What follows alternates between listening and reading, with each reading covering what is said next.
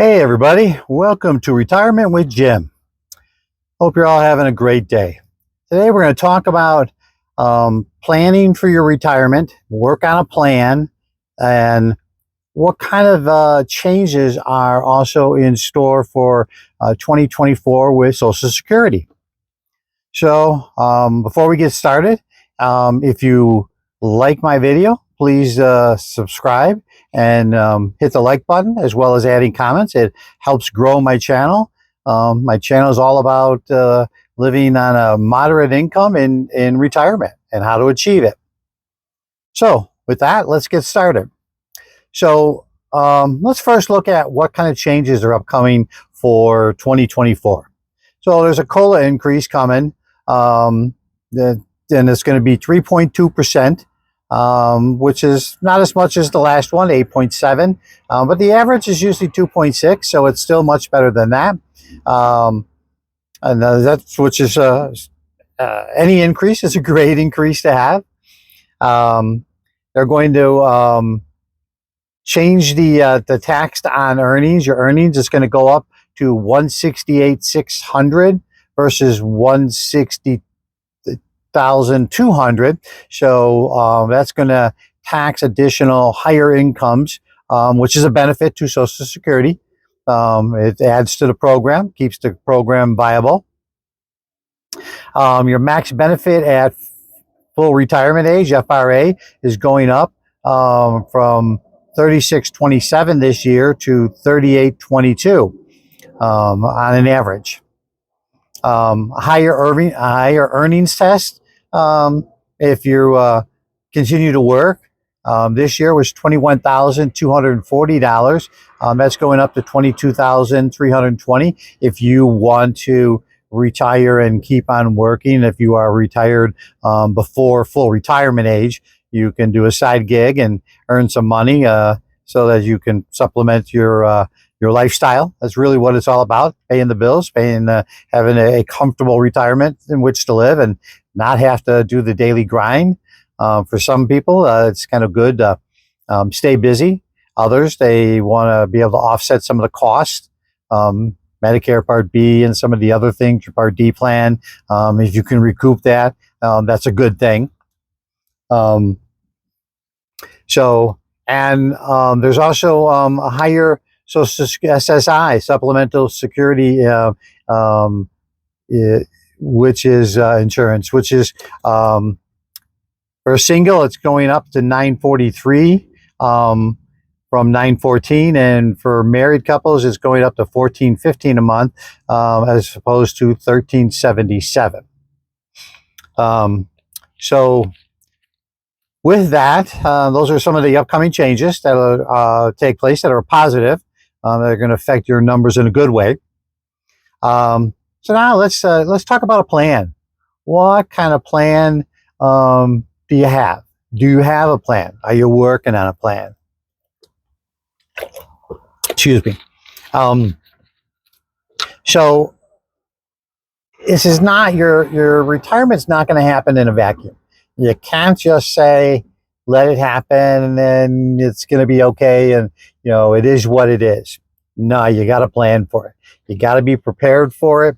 You got to start doing some things early on and start looking at what can you do to make your retirement as comfortable as possible with as much income as you can get.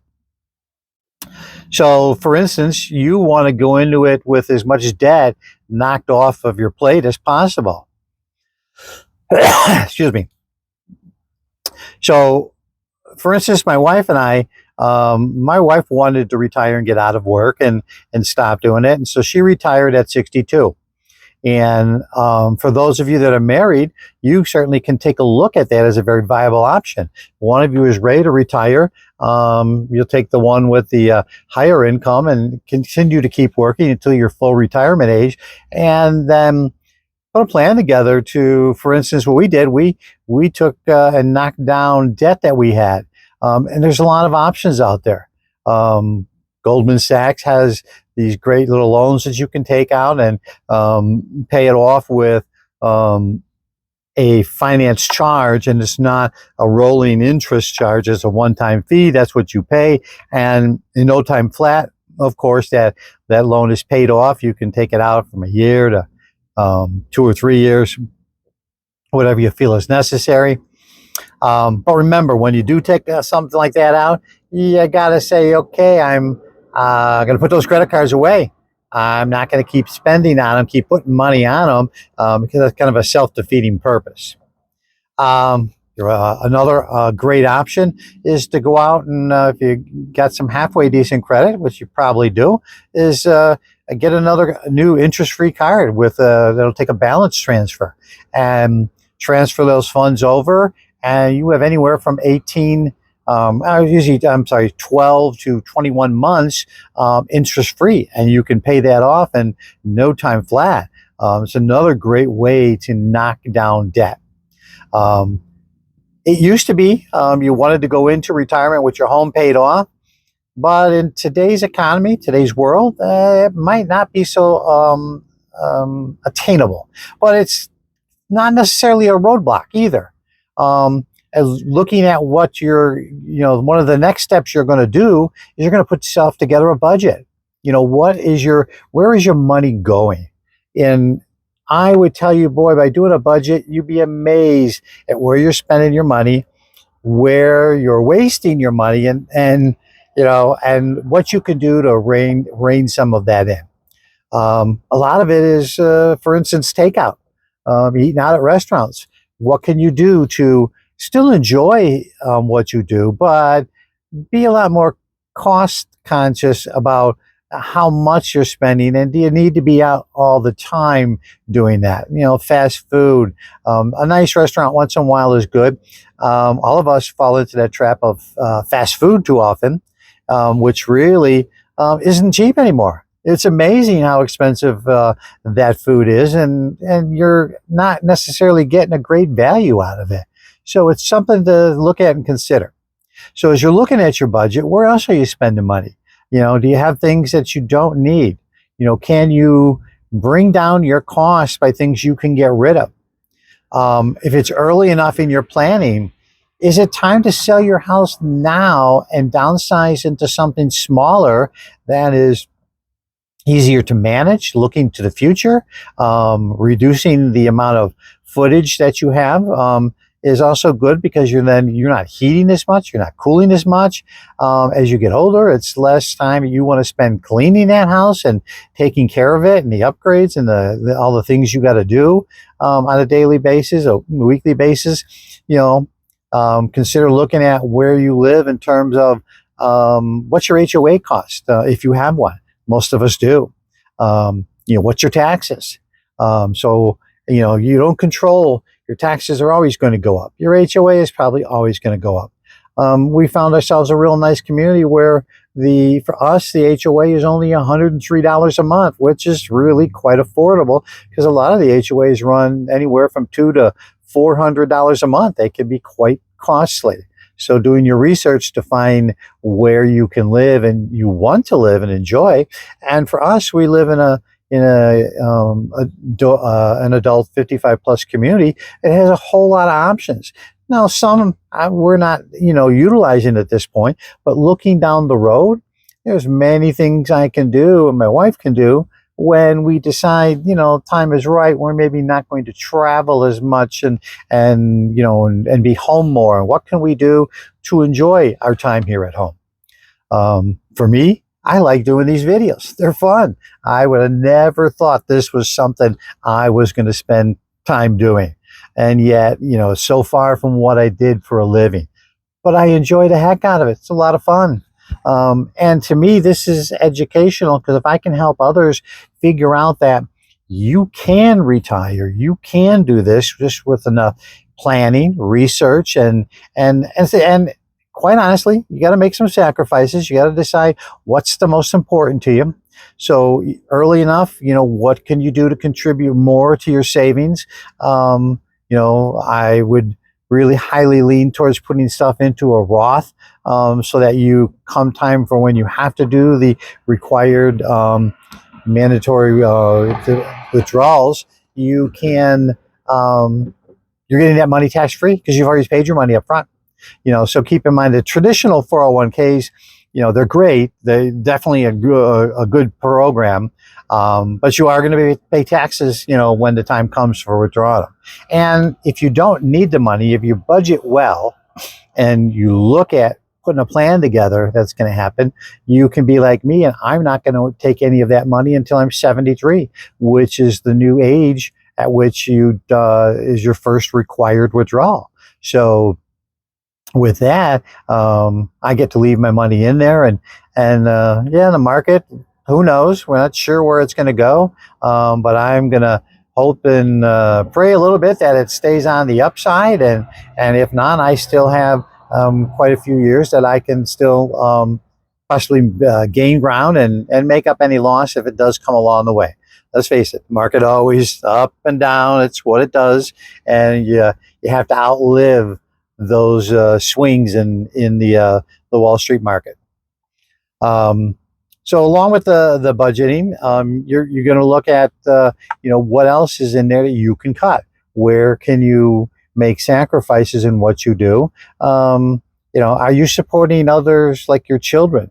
Are you supporting possible older parents?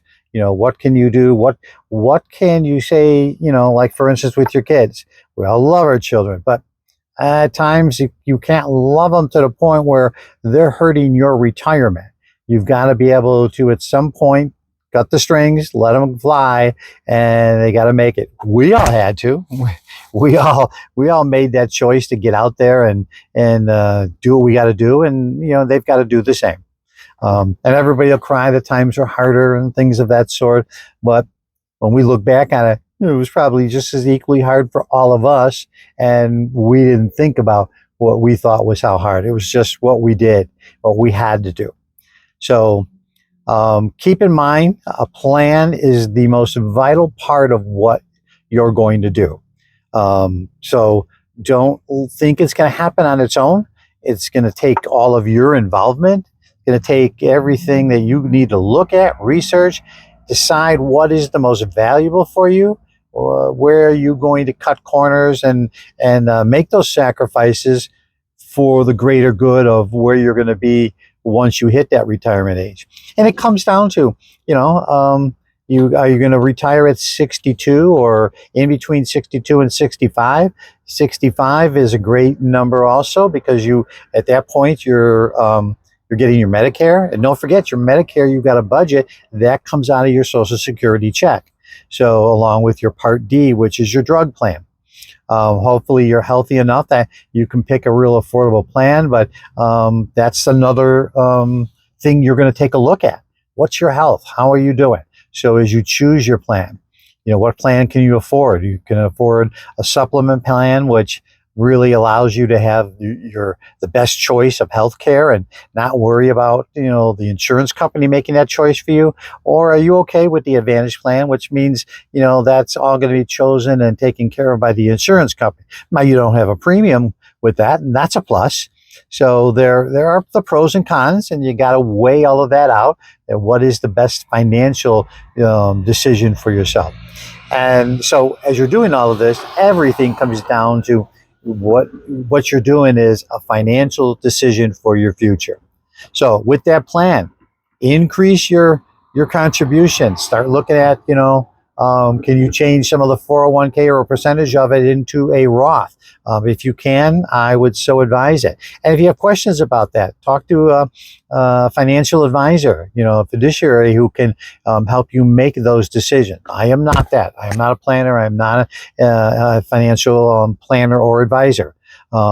But you can get help. There's plenty out there, and there's plenty of free help out there, or help out there that is a minimal cost to you. But it will then help really get you to understand what you got to do and where your long-term, growth is going to be for your future. So it's something to think about. So along with that, you start looking at that, start doing your research. There's all kinds of help out there. So whether you want to retire at 62 and you're single, well, if you're single, then you probably need a little bit more money in that, in your retirement fund to make sure that you have got enough to live on. If you're married, maybe one of you could retire, the one who's making less money, and start paying down bills if you have them. Let's face it, all of us have them. And start really thinking about what you can do to get on board with having a really good plan for yourself. So with that, I'm going to tell you, make it a great day, and I'm going to see you in the next one.